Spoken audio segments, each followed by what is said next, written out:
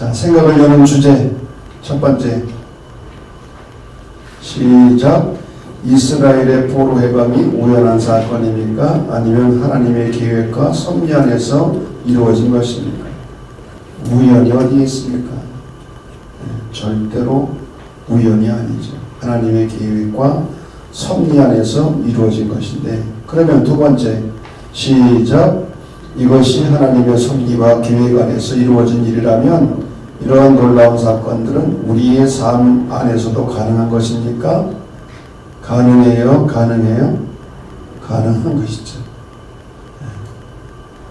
우리의 삶 속에도 하나님의 구체적인 섭리와 계획이 들어있는 것이죠. 자, 세 번째. 시작. 성전 재건에 이어서 신앙의 갱신이 있었던 것은 무엇을 말해줍니까? 사실 오늘 성경 공부하려는 핵심이 여기에 들어있습니다. 눈에 보이는 성전 재건, 그것에 이어서 신앙의 갱신이 일어났다는. 자, 네 번째. 시작. 눈에 보이는 아름다운 예배당으로 만족할 수 있습니까? 우리 예배당이 필요하죠. 건물이 필요하죠. 그러나 그것이 본질은 아니라 우리는 눈에 보이는 이 건물로 만족해서는 안 된다. 자, 용어 해설입니다. 고레스. 고레스가 어느 나라의 왕입니까? 시작. 어느 나라의 왕이에요? 성경에 나오면은 바사, 요즘식으로 말하면 페르시아, 페르시아의 초대 왕입니다. 주전 539년에 바벨론 왕국을 정복하고 페르시아 바사 왕국을 건립한 사람인데, 역사가들에 의하면 이 고레스는 탁월한 왕이었어요. 제가 주일에도 설교 말씀을 한 기억이 나는데, 이 고레스는 그 정복지를 가면서 가는 부하들에게 세 가지 명령을 내렸다고 그랬잖아요. 사람을 죽이지 말아라, 약탈하지 말아라, 파괴하지 말아라. 그런 일을 절대 하지 말라고 명령을 내린 거예요. 그러니까 이 고레스가 가는 곳에서 환영을 받았다는 거, 사람들로부터. 539년 바벨론 왕국을 정복하고 왕이 됐는데, 1년 후인 주전 538년 회복의 조서를 발표합니다. 이게 뭐냐? 모든 포로들은 동국으로 돌아가라는 거예요. 고국으로 다 돌아가라는 거예요. 그래서 유다 백성들도 포로 생활을 하다가 본국으로 돌아올 수 있게 되는 거죠. 그래서 성경은 이사야 45장 1절을 보면 하나님이 기름 부음을 하나님의 기름 부음을 받은 자다, 그런 표현을 하고 있어요. 이방인이었지만 하나님의 도움으로 쓰임을 받게 된 그런 사람이죠. 자, 그 다음에 고레스의 뒤를 이어서 아닥사스다 왕이 나오는데, 이 사람도 페르시아의 왕으로서 느헤미야를 총독으로 임명하고 성벽 재건을 허락하고 뿐만 아니라 지원해 준 왕이에요. 참 놀라운 일이죠. 허락했을 뿐만 아니라 지원까지 해줬어요. 자, 기슬루월, 성경에 나오는 달력인데 9월을 말합니다. 또 뭐 니산월, 아비벌, 뭐 이런 용어들도 나오죠. 성경에 나오는 달력입니다. 달력을 말합니다. 자, 시대적인 배경. 바벨론의 포로로 끌려갔던 이스라엘 백성들은 고레스 왕에 의해서 전부 1차, 2차, 3차에 걸쳐서 유대 땅으로 귀환을 합니다. 하지만 유대 땅에는 수십 년 동안 실망과 좌절이 계속되었어요. 그럴 수밖에. 나라가 망하고 포로로 끌려가고 그러니 어떤 일이 발생했겠어요? 유대 땅은 수십 년 동안 실망과 좌절이 계속된 거예요. 이 기간에 학개와 스가랴는 강력한 유언을 통해서 좌절한 이스라엘 민족을 일깨우고, 그리고 주전 515년에 성전을 재건하고 봉헌을 합니다. 그 어려움 속에서도 성전을 재건하는 거예요. 그런데 성전 봉헌 이후 환희의 기쁨보다 정치적으로 혼란 가운데 빠지게 되었고, 또 바벨론 땅에 남아있던 유대인들이 귀환을 안 해요. 포로 귀환을 하도록 했지만은 왜? 바벨론 땅이 좋아. 70년 가까이 살다 보니까 그 땅이 더 좋은 거야. 그리고 빈손을 털고 그 먼 거리를 걸어서 고국으로 돌아온다고 하는 것은 이게 정말 쉬운 일이 아니었어요. 그러니까 수많은 포로들이 그 땅에 남아있는 거예요. 이것이 유대인들을 불안하게 만들었고, 성전 재건과 봉헌 이후에도 영적인 기쁨이 살아나지 않아요. 종교적인 무관심, 영적 공허에 빠지게 됩니다. 그래서 종교적인 무관심은 제사장들의 타락으로 이어졌어요. 안식일을 제대로 지키지 않고 11조를 무시하고 금지된 이방인과 결혼하고, 거기다가 강자들이 약자들을 착취하는 그런 사회적 혼란까지 빠져들은 거예요. 항상 강자들은 약자들을 착취해요. 돈 있는 사람들은 가난한 사람들을 착취하고. 자, 말씀의 해석입니다. 첫째, 예루살렘 귀환. 1차 귀환은 스룹바벨을 통해서 이루어졌어요. 약 1400km를 걸어서, 그것도 좋은 땅도 아니고 광야의 길을 걸어서 고향으로 돌아오는 거예요. 인원이 약 500만 명 정도라고 성경에 되어 있는데 실제로는 더 작은 것으로 되어 있어요. 2차 귀환은 에스라를 중심으로 이루어졌고, 3차 귀환은 느헤미야를 중심으로 이루어진 거예요.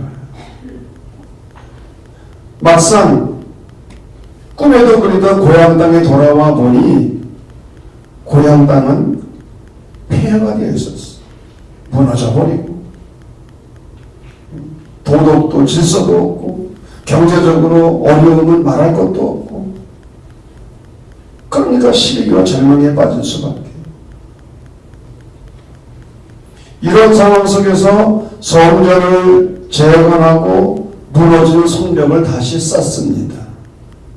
성전을 재건하는 가장 중요한 이유는 야훼 신앙을 되찾기 위해서. 하나님께 예배를 드려야 될 거 아니에요. 제사를 드려야 될 것 아니에요. 성전을 재건하는 일은 단순히 눈에 보이는 건물을 세우는 게 목적이 아니었어요. 잃어버린 야훼 하나님 신앙을 되찾기 위한 것이 목적이었어요. 그런데 제1진으로 귀환한 스룹바벨을 중심으로 성전을 재건하려고 했으나 본토에 남아있던 유대인들과 사마리아 사람들이 방해를 하는 거예요. 성전 건축을 하지 못하도록. 그 이유는 무엇 때문이라고요? 주도권 싸움이에요. 어떻게 성전 건축을 바빌론에 가서 포로 생활하다가 돌아오는 사람들에게 맡길 수 있느냐? 그들이 중요한 일을 하도록 내버려둘 수가 있겠느냐? 그러면서 서로 싸우고 갈등하는. 그러다가 주전 520년에 학개와 스가랴를 중심으로 18년 만에 성전 기초를 다시 쌓기 시작하고 성전을 짓는 겁니다. 그런데 에스라 3장 12절을 보면 성전 기초를 다시 놓는 그 자리에서 늙은이들은 대성통곡을 하고 젊은이들은 환상을 지렸다고 기록하고 있습니다. 왜 느헤미야이 대성통곡을 했다고요? 옛날 솔로몬이 지은 예루살렘 성전과는 너무나 비교가 되는 거예요. 규모도 작고 기술도 부족하고 초라하고, 과거의 화려함, 과거의 웅대함을 보았던 사람들은 비교가 되지 않을 만큼 보잘것없는 제2차 이 성전을 짓는 이거를 보면서 통곡을 한 거예요.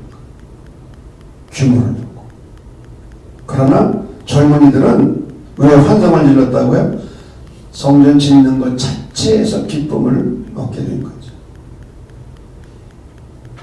이때 학계는 이 성전의 나중 영광이 이전 영광보다 더 크리라.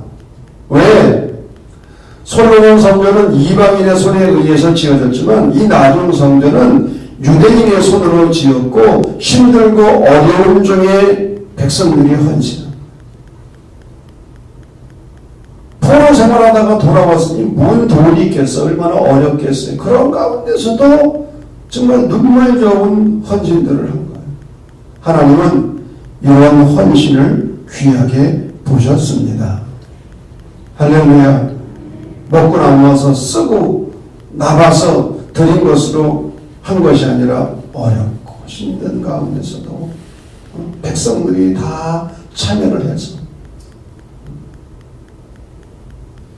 그리고 총독 느헤미야는 무너진 예루살렘 성벽을 다시 쌓는, 중건하는 그런 작업을 했는데, 여러분 그 엄청난 일을 며칠 만에 했다고요? 52일 만에. 52일 만에 예루살렘 성벽을 중건하는 일을 깔끔하게 마친 거예요. 어려움이 있었지만.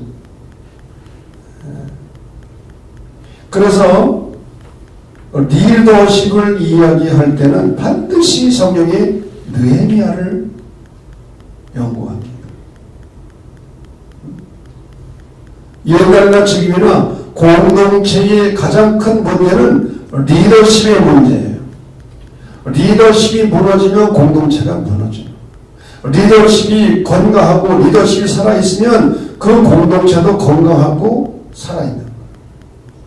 이거는 교회만이 아니에요. 가정도 그렇고 세상의 어느 조직이든지 마찬가지.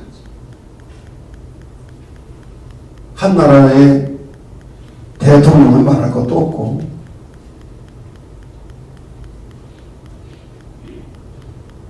느헤미야는 어떤 리더십을 가지고 있었는가? 첫째, 공감의 능력입니다.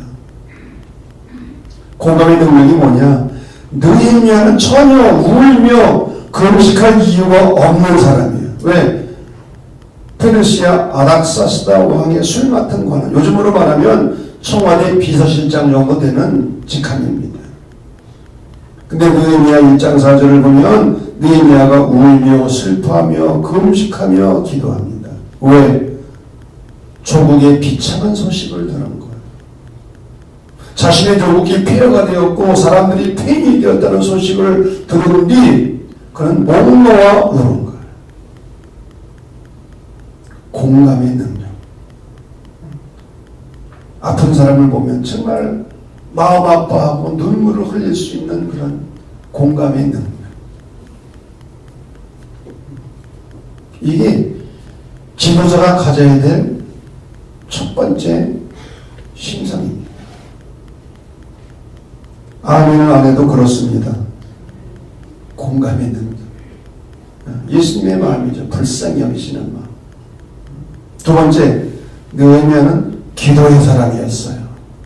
느헤미야는 조국의 비참한 소식을 듣고 자기가 가서 어떻게 하면 예루살렘 성벽을 재건할 수 있겠는가, 이런 프로젝트를 계획을 하고 아무에게도 말하지 않고 4개월 동안 기도에 전념했어요. 사람에게 말하지 않고 하나님께만 직고하며 하나님의 때를 기다린 거예요. 인간은 지식이나 경험이나 능력을 의지하기 전에 먼저 하나님을 바라보고 하나님의 도움을 구한 거예요.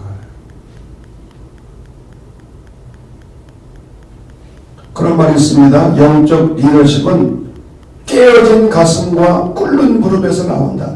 깨어진 가슴은 공감의 영성이죠. 함께 아파하고 울 수 있는 마음. 꿇는 무릎. 기도의 무릎이 없이는 영적 리더십이 세워지지 않는다.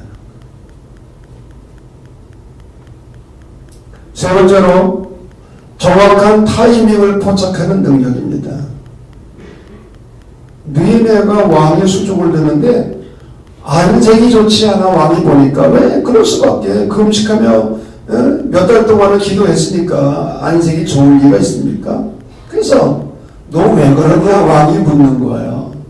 그러니까 솔직하게 느헤미야는 자기 조국의 소식을 정직하게 이야기했죠. 우리 조국이 지금 이 지경이 됐습니다. 근데 왕이 묻습니다. 내가 네게 무엇을 해주기를 원하느냐? 그럴 때에 이 느헤미야는 정확한 요구를 하는 거예요. 어떤 요구입니까? 고국으로 돌아가 무너진 성을 건축하게 해주십시오.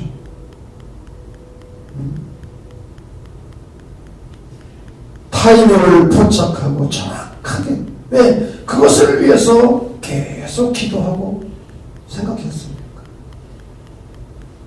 여러분, 타이밍이 대단히 중요합니다. 타이밍. 나아갈 때가 있고 뒤로 물러날 때가 있어. 준비하며 기다릴 때가 있고 과감하게 행동해야 될 때가 있는. 목회를 하면서도 그런 걸 경험해요. 어떤 때는 목사가 과감하게 추진하고 밀고 나가야 돼. 정확한 타이밍을 포착해서.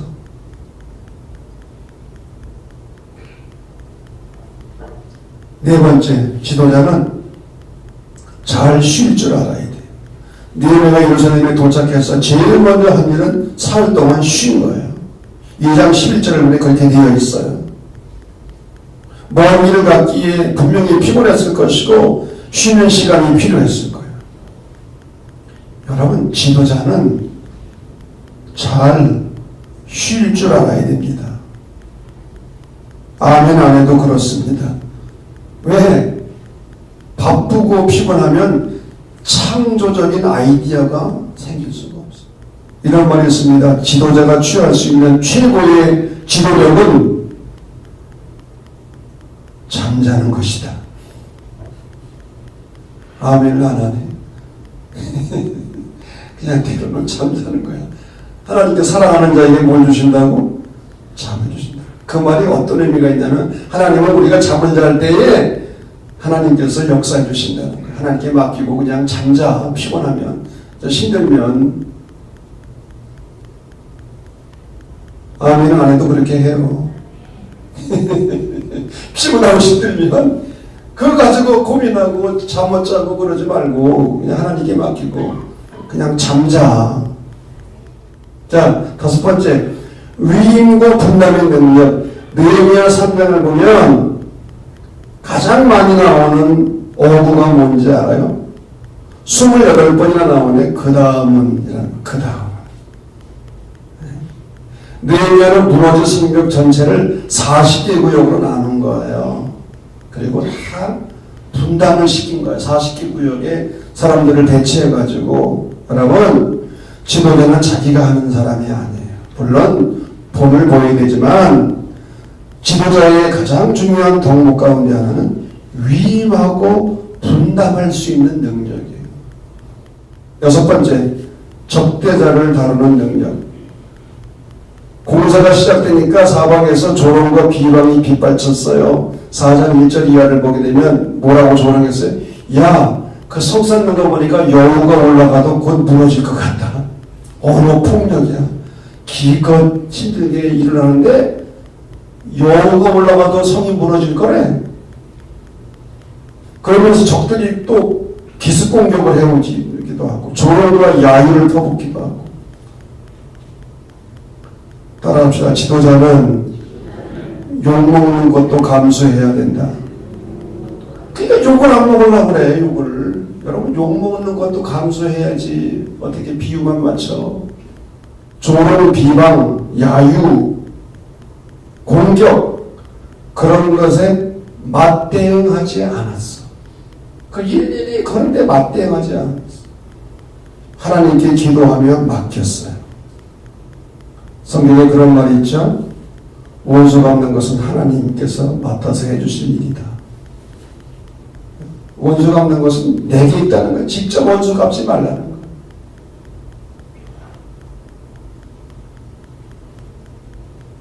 일곱 번째, 사회적 모순을 개혁하는. 사회가 부정과 불의, 부패, 잘못된 관행, 부익부, 빈익분의 문제, 혼란스러웠어요. 신해선 계약법 중에서도 약자 보호법이 완전히 무너져 버렸어요. 그래서 이 느헤미야는 성벽을 재건하기 전에 이런 사회적인 모순을 개혁하는 거예요. 그래서 백성들의 마음을 하나로 모을 수 있도록. 마지막으로 지도자가 누구냐? 사람을 세우는 사람. 사람을 세우는 사람. 그래서 눈에 보이는 성벽을 재건했지만 그것만 가지고 되지 않았어. 백성들을 수문 앞 광장으로 모여서 말씀 부흥회를 열고 백성들을 하나님의 사람으로 세우는 일을 한 거예요. 영적 대각성 운동을 일으킨 거예요. 하나님의 말씀을 통해서. 지도자가 누구냐? 사람을 세우는 사람. 사람을 세우는 게 가장 중요한 일이에요. 자, 다시 교리로 들어갑니다. 세 번째, 율법 갱신 운동. 아까도 말씀드렸습니다만 성전과 성벽을 그 어려움 속에서도 완성한 거예요. 재건한 거예요. 그런데 그럼에도 불구하고 유다 공동체 안에 무엇이 있었느냐? 영적 공허가 자리를 잡고 있었어요. 영적 공허.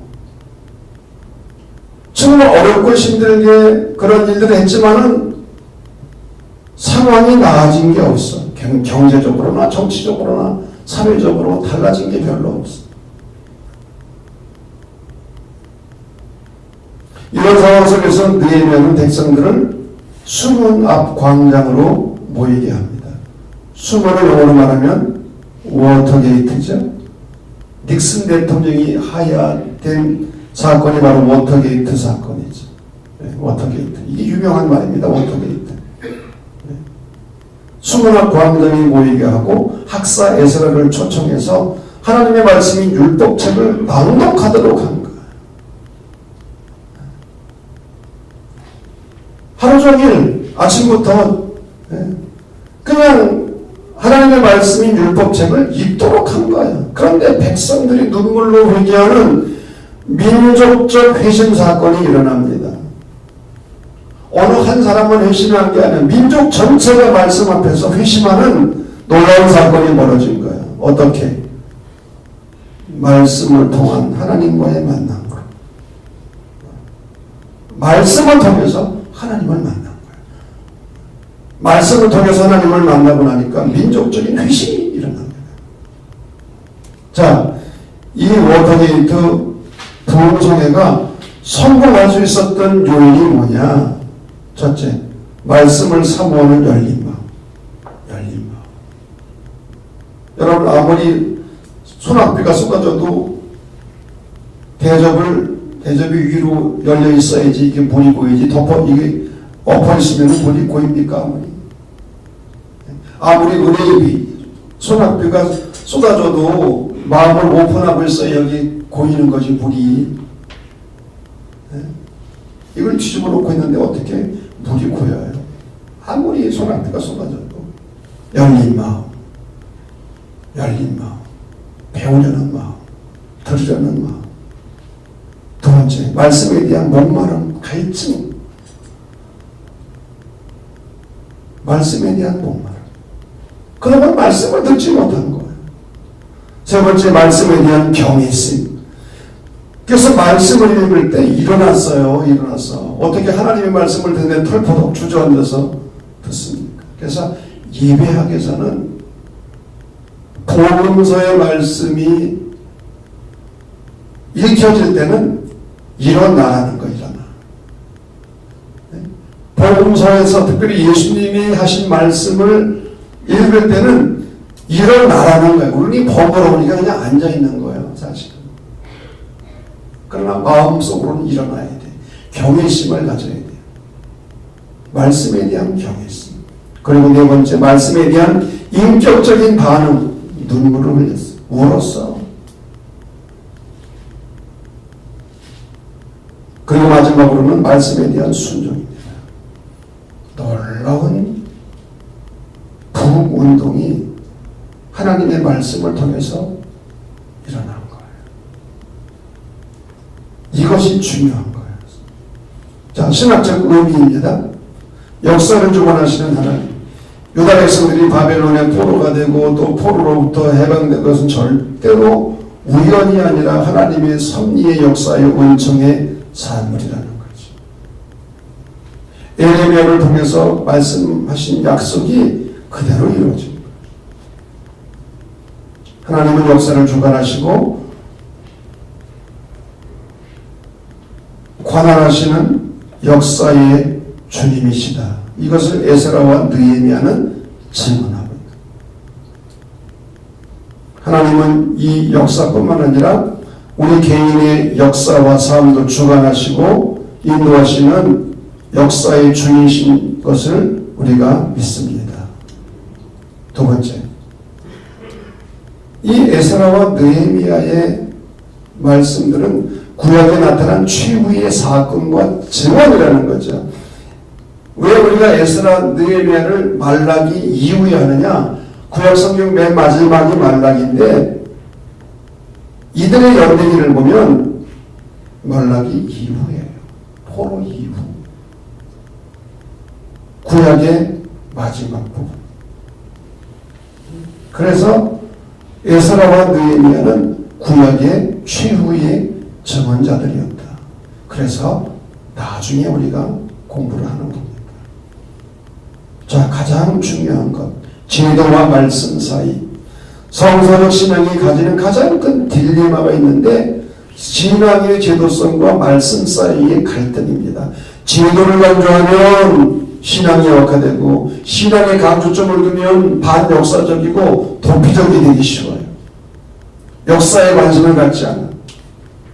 그래서 독일의 기독교 사회윤리학자였던 에른스트 트릴츠라고 하는 분이 일찍이 교회를 두 종류로 구분을 했어요. 교회형과 종파형이 있다. 처치 타입이 있고 섹트 타입이 있다. 이게 뭐냐? 교회형은 제도화를 통해서 신앙을 보존하려고 합니다.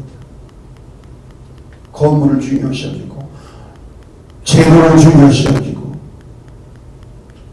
그동안 카톨릭 교회가 많이 그래왔죠. 그런데 종파형은 그렇지 않아요. 신앙을 강조해요. 눈에 보이는 건물이나 제도보다 신앙을 강조해요.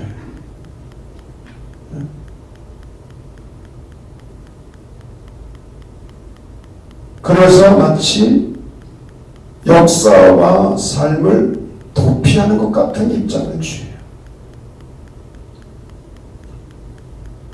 그러면 에스라의 율법 갱신과 종교개혁 사건의 교훈이 뭐냐? 이 두 가지를 극복하려고 한 거예요. 성전 건축이나 성벽 중건이 그토록 소중한 제도적 보장이었지만 그것들이 없어서는 안 될 제도적 틀임에도 불구하고, 그럼 제도가 필요하죠. 건물이 필요하죠. 소중한 것이죠. 그럼에도 불구하고 그것들이 제도나 건물이 신앙을 창조하거나 회개를 불러일으키는 본질적인 것이 아니라는 것. 건물이 필요하고 제도가 필요하지만 그것이 본질이 아니라는 거예요. 그러면 민족적 회개와 언약의 정신이 어디에서 왔는가?